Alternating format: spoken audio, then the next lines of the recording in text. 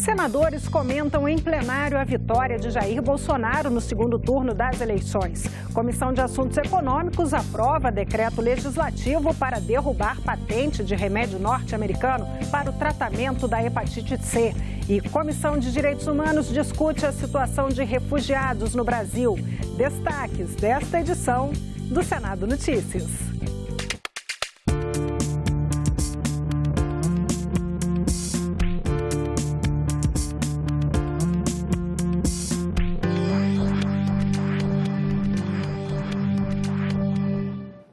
Olá, boa noite. A vitória de Jair Bolsonaro na disputa presidencial repercutiu hoje no Senado. Na volta aos trabalhos, os senadores comentaram o resultado das eleições de domingo. A repercussão das eleições tomou 2 horas da tribuna do plenário. Foram críticas e apoio ao presidente da República eleito. Alguns senadores discursaram sobre o que esperam de Jair Bolsonaro, sobre o papel da oposição e também a respeito da democracia.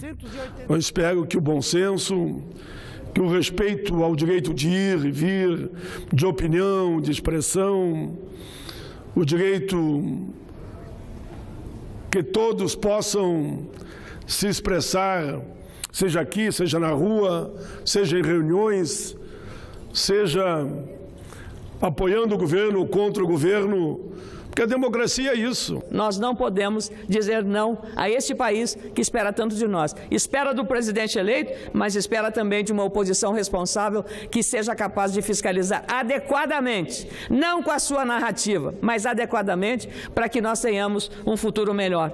Agora vêm os desafios, gigantescos desafios, contra os déficits públicos, que deve ser o primeiro item a que este governo deve se dedicar, porque sem recursos vai ser muito difícil concretizar as promessas de mudanças na vida brasileira. Diminuição de ministérios, corte de estatais, cortes de privilégios. Nós ficaremos vigilantes e resistindo para evitar violações. E, particularmente, que a democracia seja destroçada por tendências autoritárias, que têm se demonstrado muito típicas, não só por parte de Bolsonaro, mas dos que o cercam. Paira no ar um temor em relação à postura do próximo governo, em relação à economia, em relação ao respeito aos direitos humanos, em relação ao respeito ao meio ambiente. Mas, para mim, senhor presidente, mais preocupante que isso, para mim paira no ar um temor em relação à política externa do próximo governo. Até porque, o que se refere à política interna, se comete um erro, dá para corrigir sem muita dificuldade. Mas em política externa, para construir uma relação entre países, são necessários anos, às vezes décadas. Boa sorte aos eleitos no último domingo. Apoiarei as iniciativas que forem boas para Roraima e para o Brasil.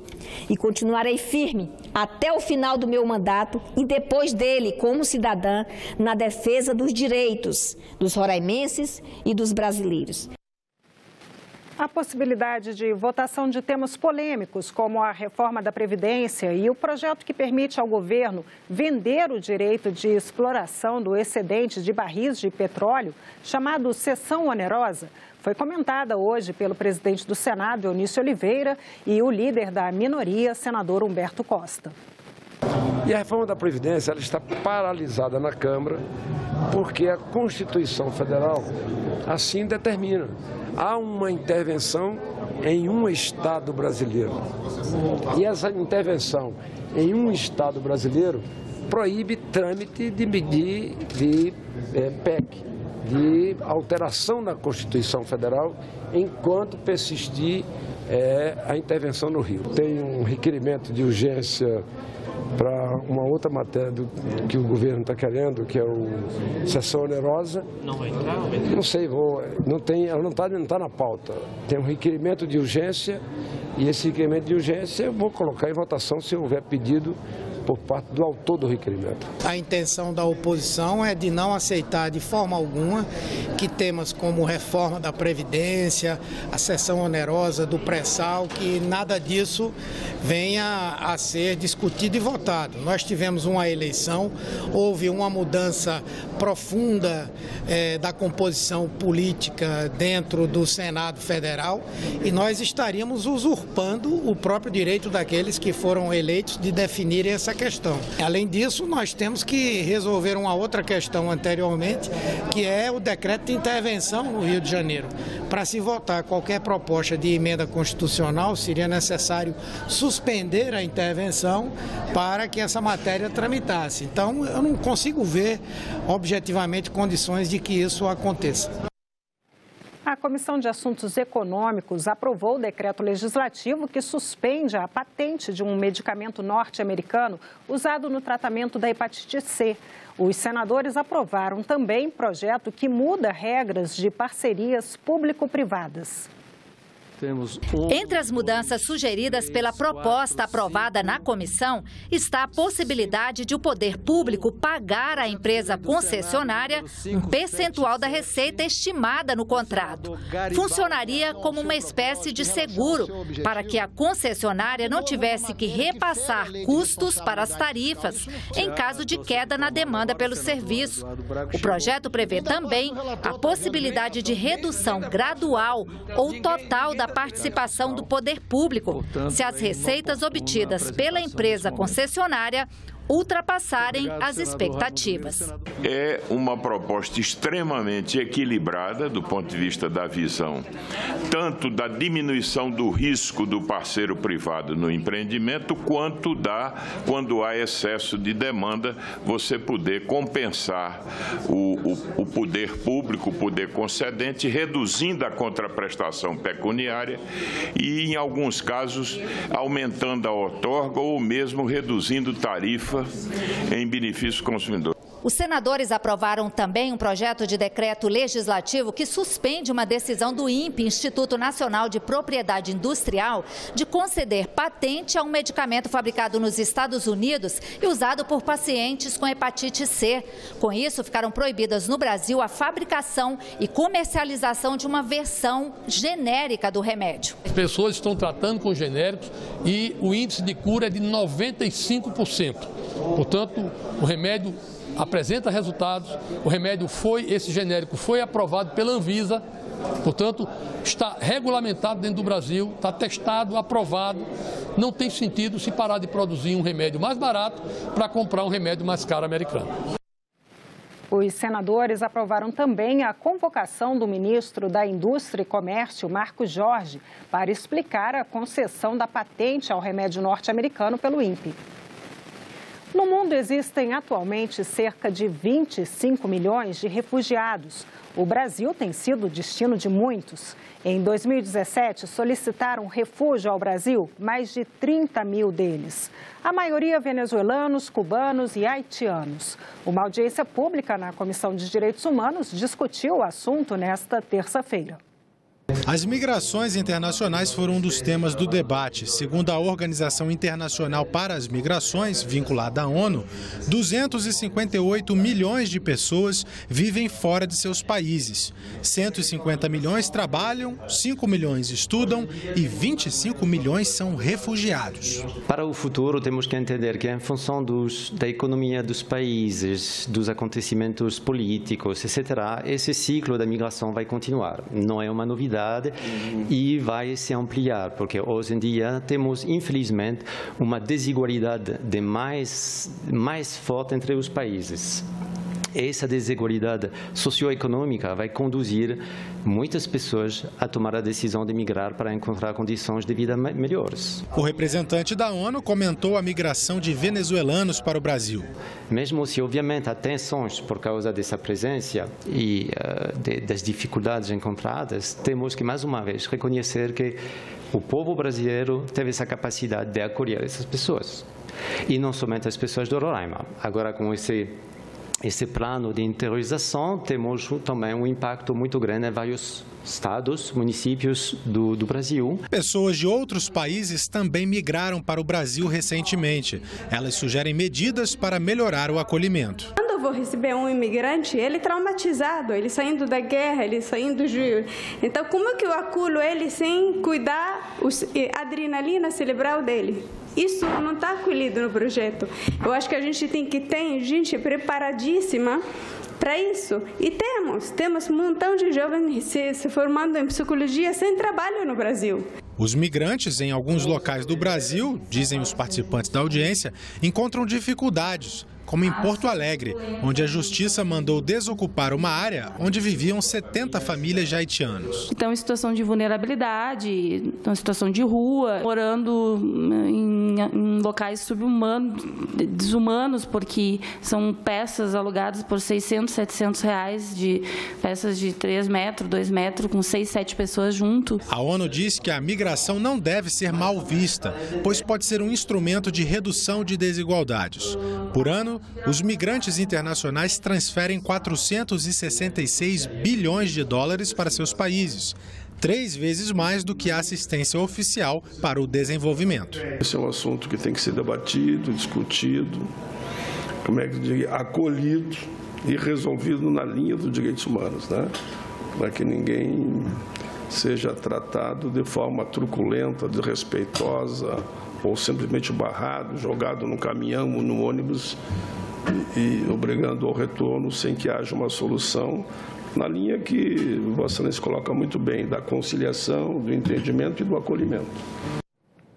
Ficar milionário da noite para o dia. Esse é o sonho de quem aposta na loteria. E na hora da fezinha, o apostador não precisa apresentar documentos pessoais. Mas uma proposta em análise aqui no Senado pode mudar as regras e exigir a identificação de quem joga. Data do aniversário, dia que casou, os motivos da escolha são variados. O objetivo é o mesmo, dar sorte. Mas pode ser que o apostador tenha que citar outros números na hora de jogar, os do CPF.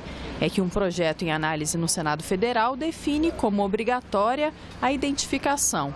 E a finalidade é facilitar a investigação de fraudes no sistema de loterias da Caixa Econômica Federal. Dados fornecidos ao Senado pelo Conselho de Controle de Atividades Financeiras, o COAF, mostram pessoas que ganharam mais de 500 vezes na loteria.